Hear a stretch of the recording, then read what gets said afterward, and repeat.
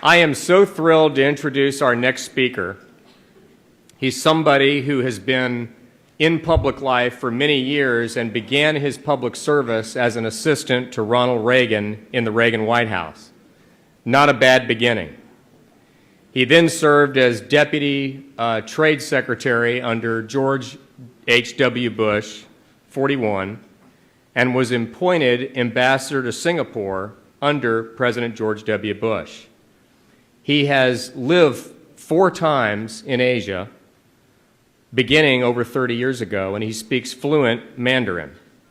He is going to speak in English this morning, however, so you don't need to worry about that.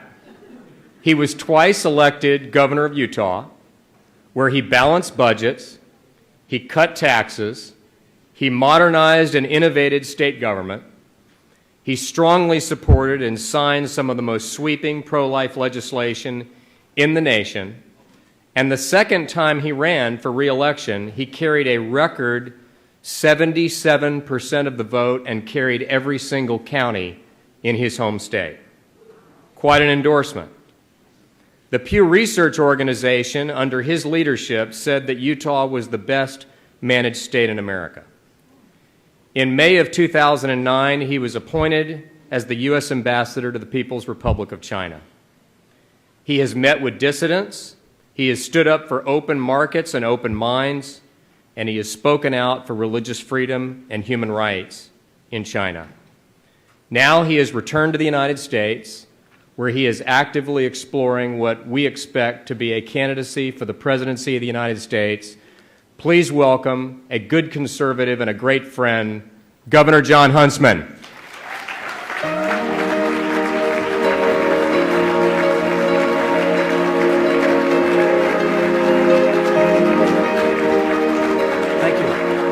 Thank you. Ralph, 谢谢你给我这样的很好的机会跟别人讲话. Oh, I forgot. Did he say only in English? Something like that. Thank you, Ralph. And before I do anything, I want to thank you for forming this Faith and Freedom Coalition, because nothing long survives without advocates, and that includes values. And so I thank all of you here today for caring enough to work for the values that have brought all of us together. So to this conference on faith and freedom, I want to talk for just a moment about life and liberty. Let me begin by telling you about the life of our daughter, Gracie May, who is here with us someplace. She's 12 years old. In 1999, Gracie was abandoned among the mushrooms, the carrots, and the bamboo shoots of a vegetable market in Yangzhou, China. In fact, I sometimes call her my little bean curd. Our path toward Gracie began when my good wife, the greatest human being I've ever known, Mary Kay, volunteered in a Catholic orphanage while we were living in Taiwan over 20 years ago. When we returned to the United States, we decided to adopt, something I never thought I'd find myself doing. 12 years ago, while attending a Christmas tree benefit with the proceeds going to kids around the world who were to be adopted, Mary Kay bought a tree. And when the vendor asked her what name she wanted on it, Mary Kay, without hesitation, said, Gracie May Huntsman, after a girl we didn't even know yet and wasn't sure we would ever see. Mary Kay told the vendor that name at 8:15 p.m. When we returned home, there was a message received at 8:15 p.m. from the adoption agency, notifying us that they had found a child for our family. You guessed it, Gracie May. Gracie loves to tell that story, and when asked who found her in the vegetable market, she simply replies, Jesus.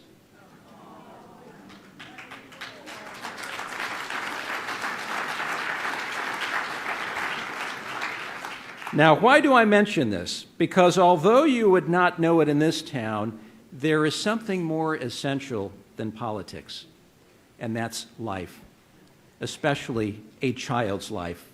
I can't imagine how much poorer the world would be without Gracie and her younger sister, Asha, who was adopted from India. Mary Kay and I give thanks to those two mothers, not just on Mother's Day, but every day of our lives, for valuing their daughters' lives enough so that they could become our daughters. As governor of Utah, I supported and signed every pro-life bill that came to my desk. I signed the bill that made second trimester abortions illegal and increased the penalty for doing so. I signed the bill to allow women to know about the pain an abortion causes an unborn child. I signed the bill requiring parental permission for an abortion. I signed the bill that would trigger a ban on abortions in Utah if Roe versus Wade were overturned.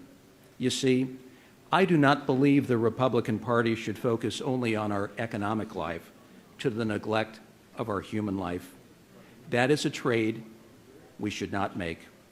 If Republicans ignore life, the deficit we will face is one that is much more destructive. It will be a deficit of the heart and of the soul. From life, let me move to liberty. A little over a month ago, I stepped off the plane from China, having lived in that dynamic country for 2 years. Coming home after living 10,000 miles away gives you a certain perspective on how the 21st century is likely to play out. I've lived overseas 4 times. Don't worry, I have a U.S. birth certificate. But every time I live in a foreign place, I learn something about America and how her values inspire others. Let me share this with you. In an apartment that was barely a step up from homelessness, I recently met a petite, magnetic, impoverished Chinese woman named Ni Yulan. I would frequently meet with dissidents. Emotionally, this was the most powerful thing I did or could do as United States ambassador. Sometimes I would go to see them, sometimes they would come to the embassy. We did this quietly. It was a real peril for them, and it also closed some official doors to me. Ni Yulan became an activist trying to protect her family's Hutong home from the wrecking ball. From this cause, which she lost, she went on to commit her life to justice and basic human rights.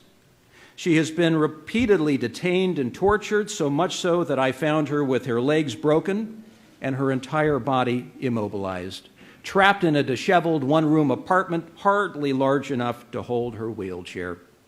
On that cold winter day, a few months ago, her water, heat, and power had all been shut off.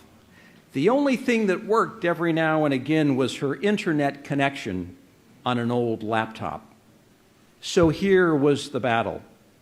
One physically broken woman with a passion and a belief in her cause up against a government with the most formidable security apparatus in the world determined to keep her silent. Just weeks ago, she was rounded up again and charged with creating a public disturbance. No one knows where she now is, but I do know this. She drew strength from our nation's values: the openness, the freedom of speech, assembly, religion, and press. A woman in a dark, dingy room half a world away could see this country's light. That is the power, ladies and gentlemen, this country still represents. Dissidents around the world know it and count on it.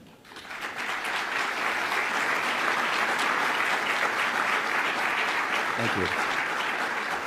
From the lack of liberty in China, let me turn to the encroachments on liberty here at home. You well know what those encroachments are.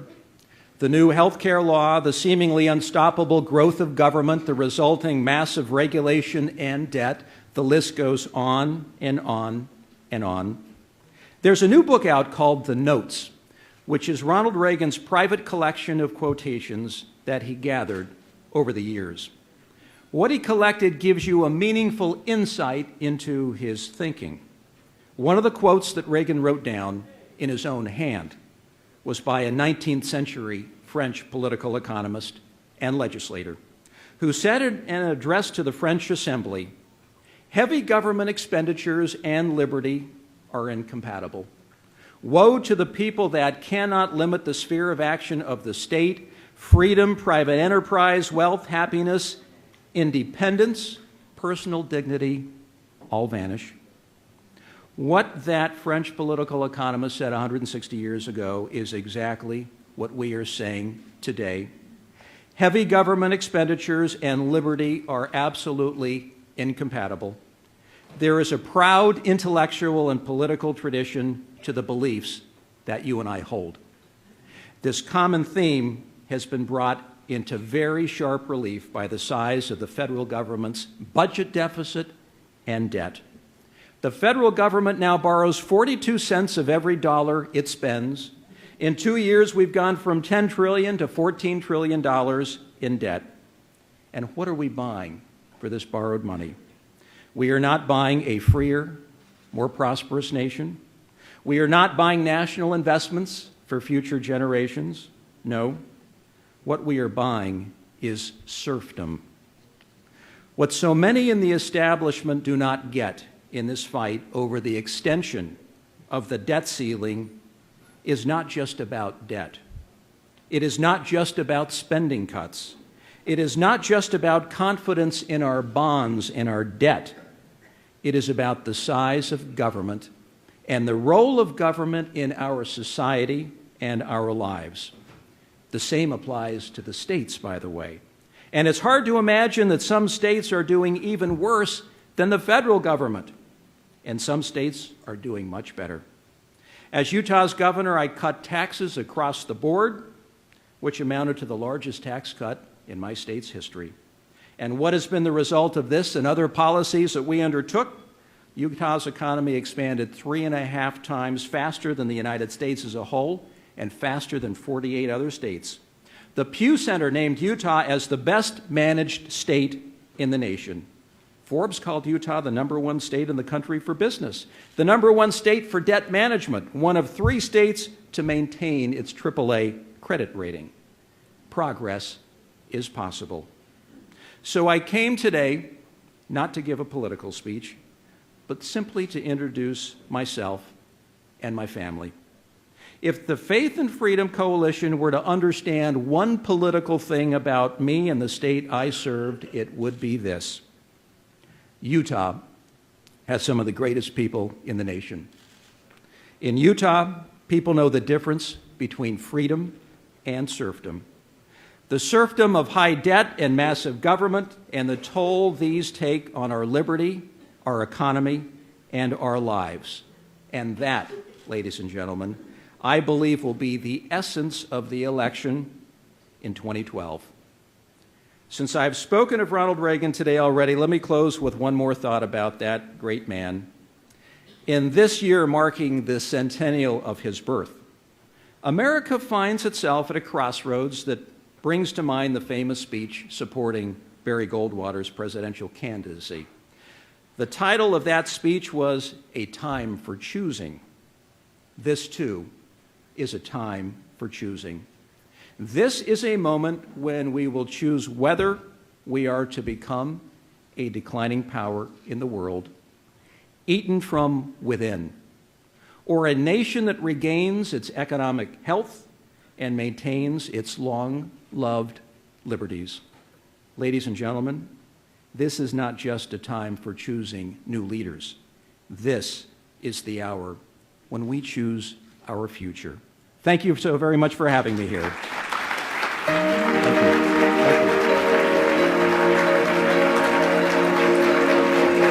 Thank you.